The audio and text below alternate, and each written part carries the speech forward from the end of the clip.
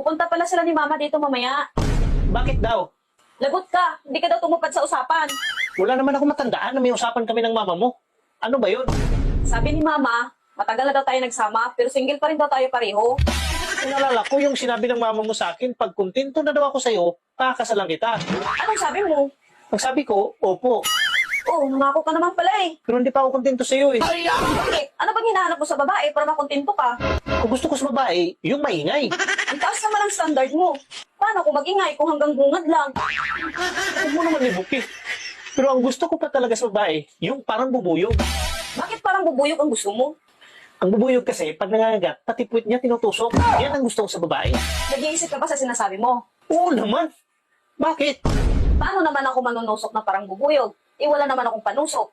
Maniniwala pa ako kung ikaw. Kasi may panusok ka. Maiksi nga lang. Sobra-sobra naman yan sa'yo. Tsaka ito ang pinakagusto ko sa babae na wala talaga sa'yo.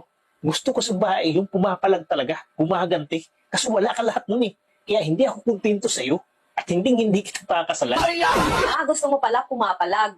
Gumagante. In short, palaban. Aba mo, syempre. Andiyan yung lasa sa mga babae. Wala ka nun eh. So hindi kita pakakasalan. Ganun ba? So pwede na ba ito?